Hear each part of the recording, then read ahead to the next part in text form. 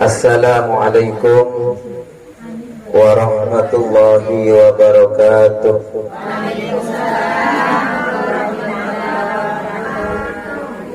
Bismillahirrahmanirrahim. Alhamdulillahi rabbil alamin.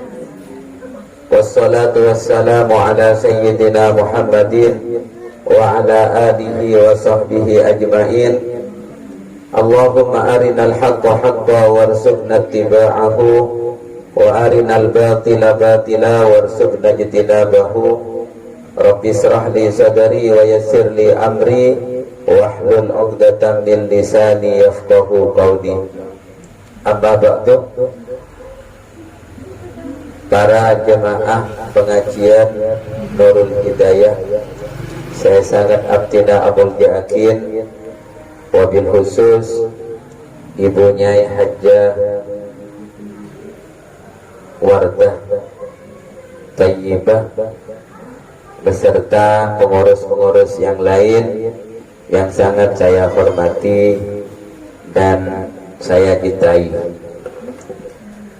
Sohibul Hajjah Abah Haji Aziz sareng Ibu Hajjah Hasanah Nur Hasanah beserta keluarga yang lain yang sangat saya hormati. Semoga Allah memberikan rezeki yang barokah, diberikan umur yang barokah, anak yang barokah, dan rumah yang barokah. Amin Allahumma amin.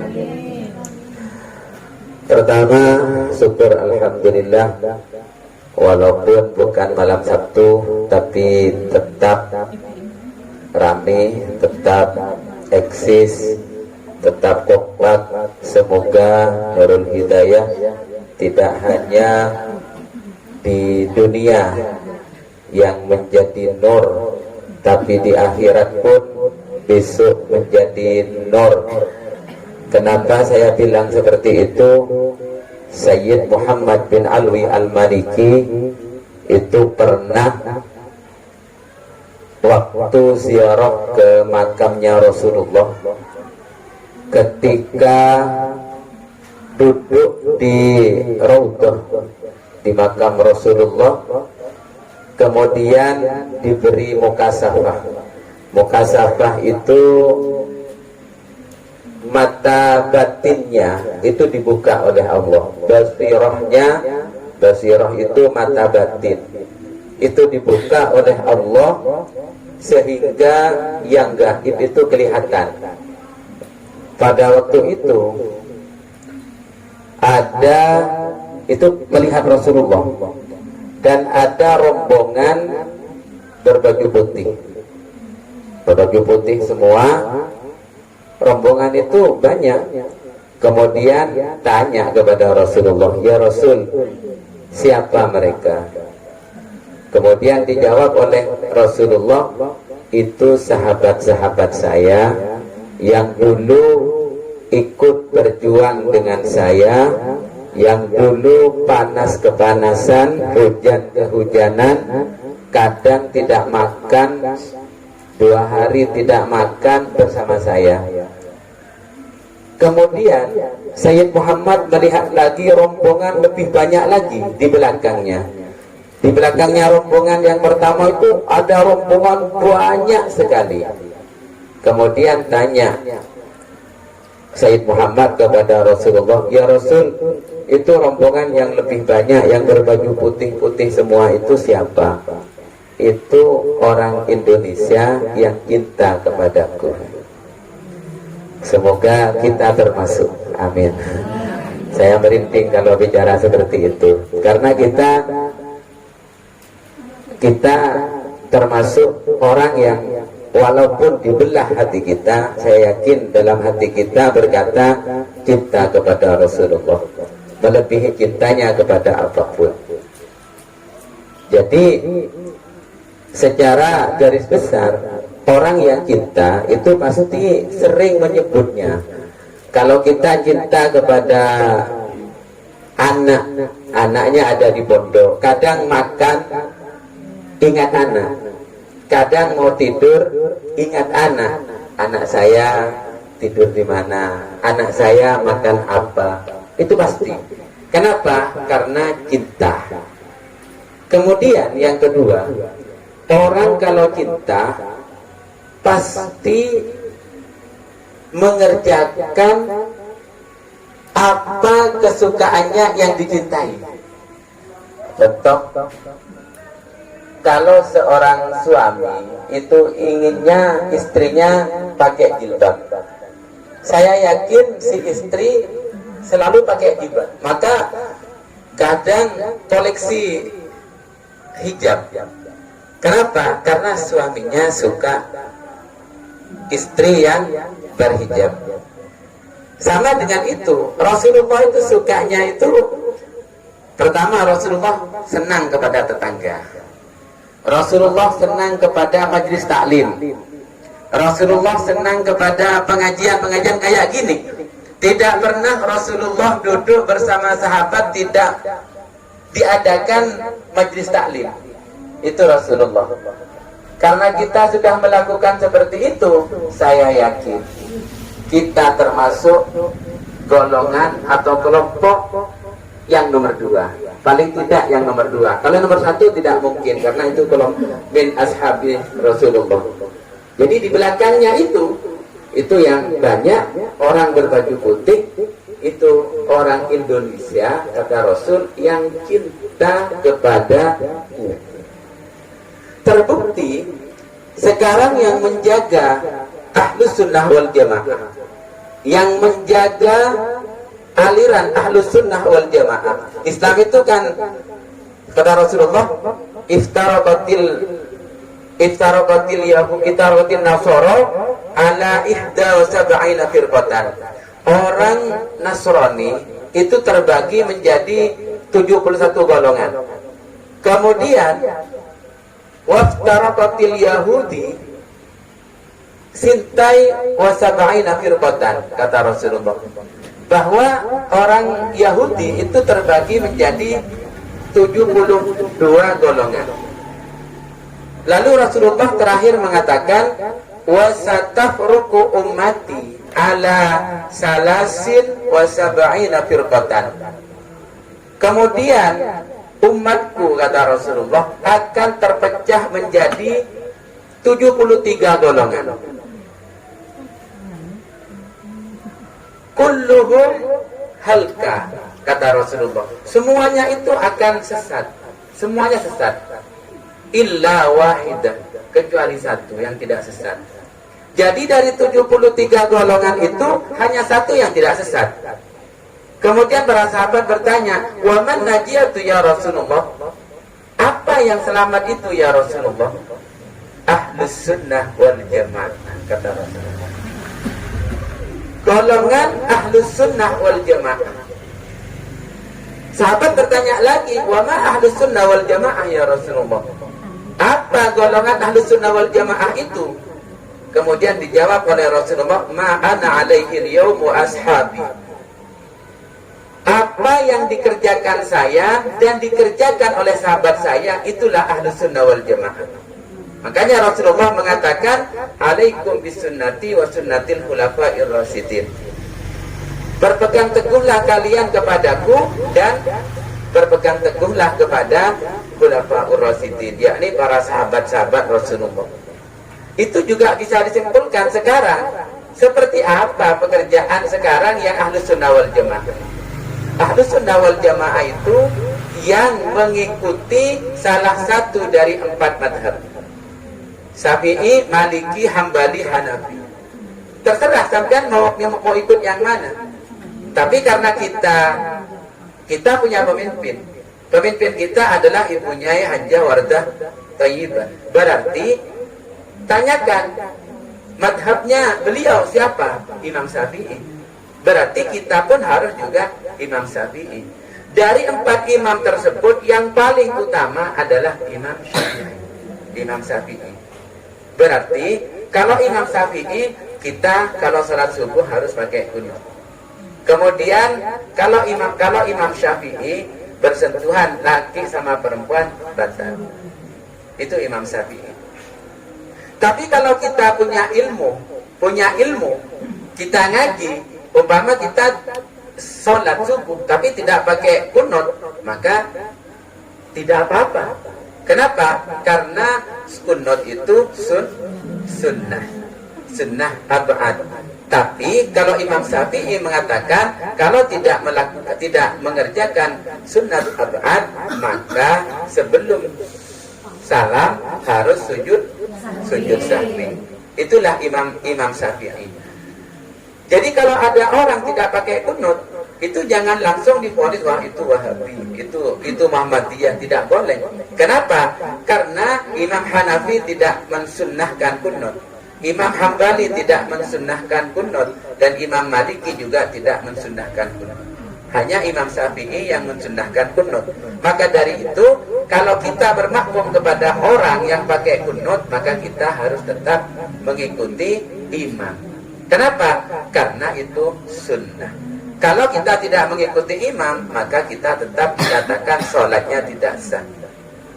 Para jemaah Nurul Hidayah yang sangat saya hormati, itulah Ahlus Sunnah wal Jamaah. Kemudian Ahlus Sunnah wal Jamaah itu menganjurkan sholawat, kemudian menganjurkan yasinan.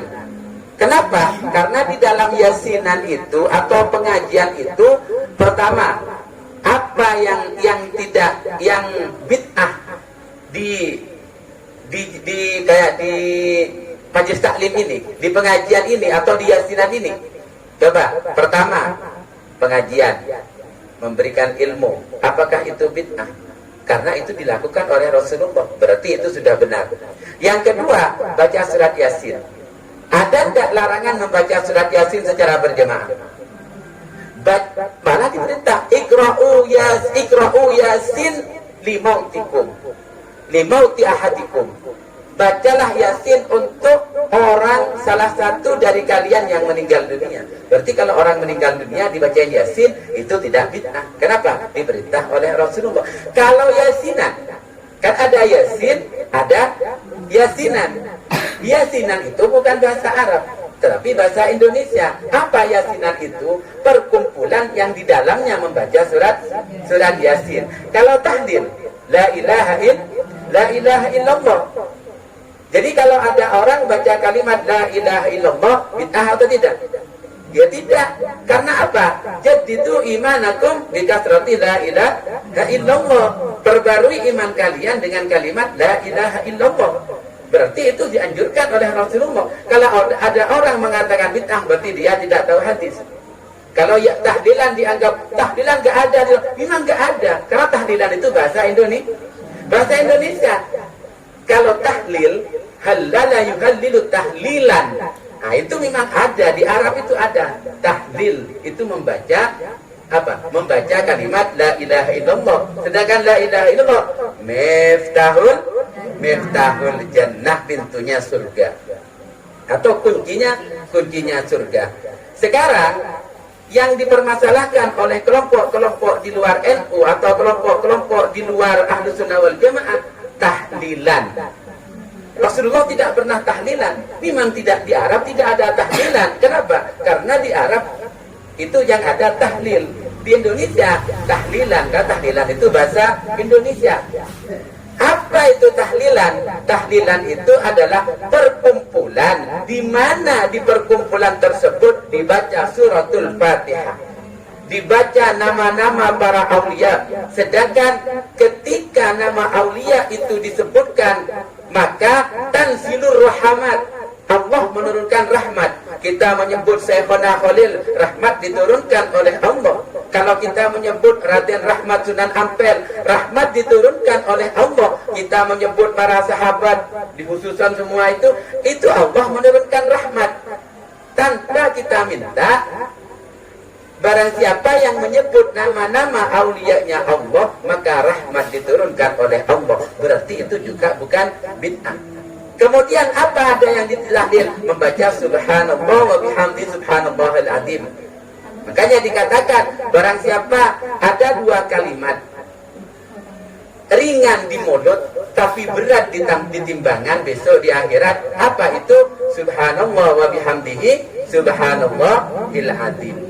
Kemudian ada kalimat la ilaha illallah. Padahal la ilaha illallah adalah zikir paling utama, adalah kalimat la ilaha illallah. Kemudian bacaan solawat. Padahal solawat satu saja itu bisa Allah menurunkan rahmat kepada si pembacanya adalah 10 rahmat. Kalau baca 10, Allah menurunkan kepada si pembacanya 100 rahmat. Kalau membaca 100, Allah menurunkan 1000 rahmat. Kalau sampai dibaca 1000, maka Allah mengharamkan si pembacanya masuk ke dalam api neraka. Kalau kita membaca, umpamanya kita membaca 25, kemudian jumlah yang datang 50.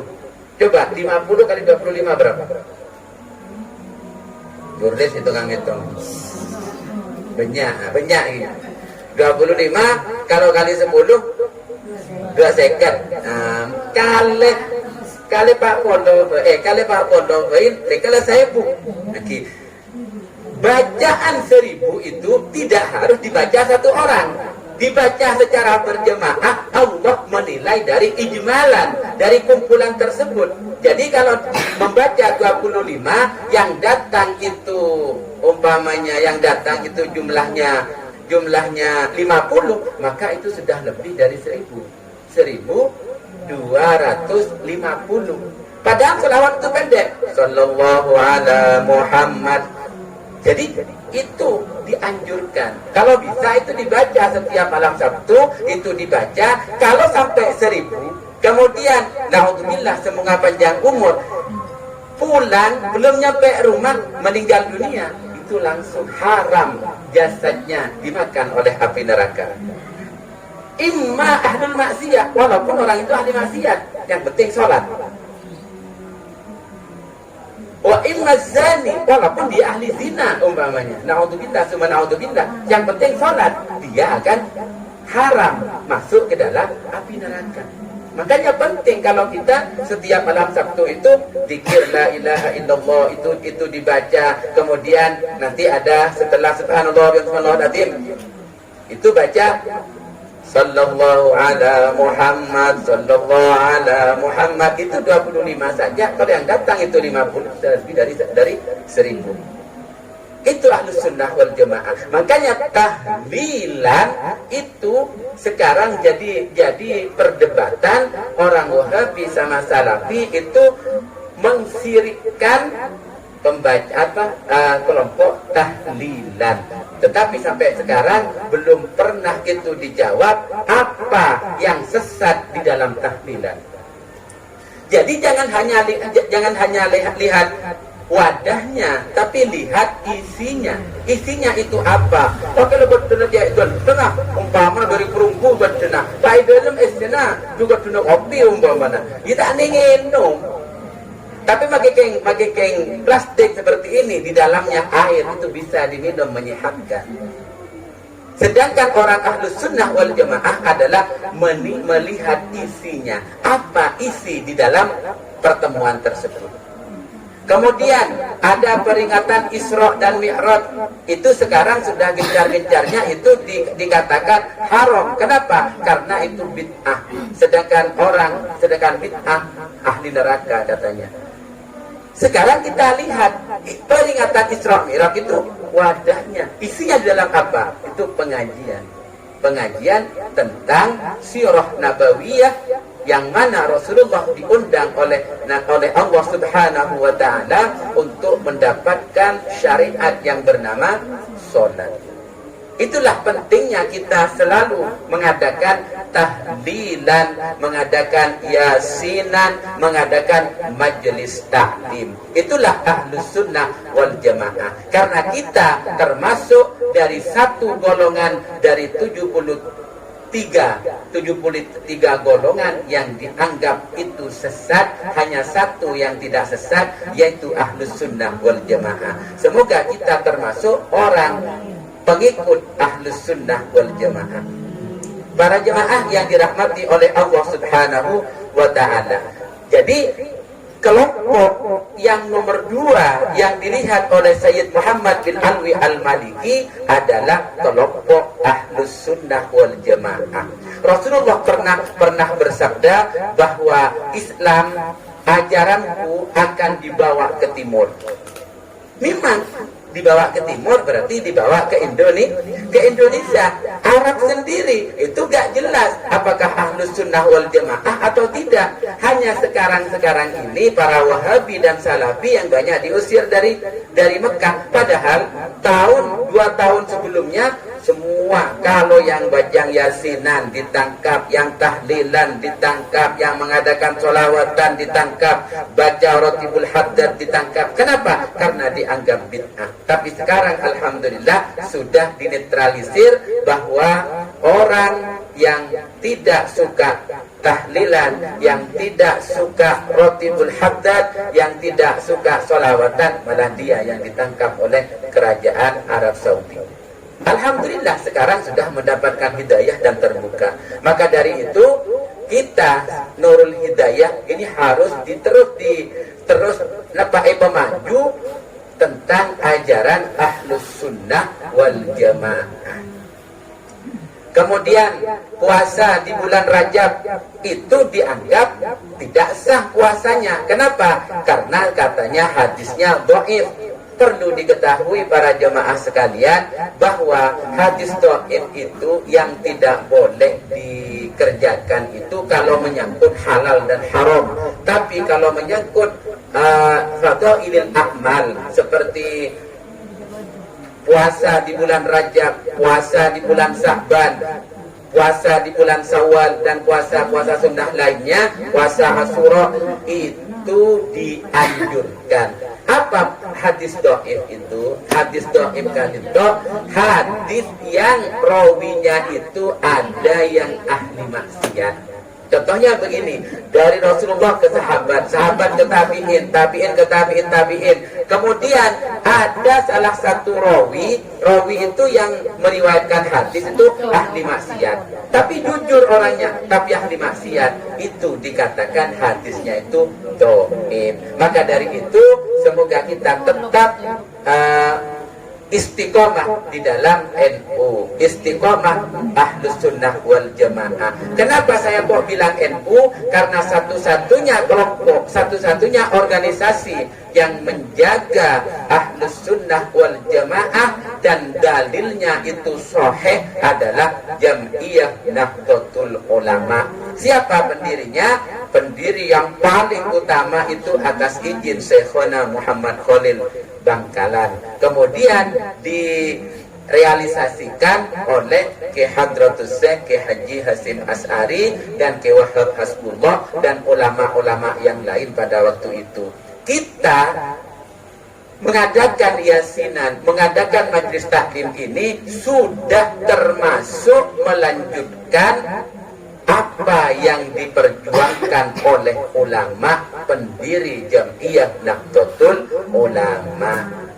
Para jemaah yang dirahmati oleh Allah Subhanahu wa taala, seporana kula menyala biasana kula apareng tausiah salastarena pembacaan tahlil, tapi semakin kula nyelah karena pada hakikatnya saya salah sampai itulah sampean seharusnya dalam satu boleh dalam Senin kali itu pengajian rutin jompo terus jemaah anda nikah jauh dari Kamal, dari Labeng, dari Kokop, ini kan kasihan mon pasti boleh tinggal lagi maka nabi dan boleh nyona sepora terutama ada basis pada Umi Nur Hasanah. Moga-moga pertemuan sesekejap masuk dekat guna Gusti Kanjeng Nabi yulu susaatin fi majlisi ilmin khairun min alfi rakaatin. Tojun sampian sekejap mirengakin ilmu, paham tak paham, itorok tak itorok,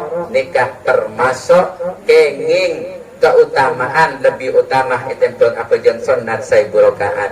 Moga-moga setiap ilmu semanfaat dan barokah. Amin Allahumma amin. Assalamualaikum warahmatullahi wabarakatuh.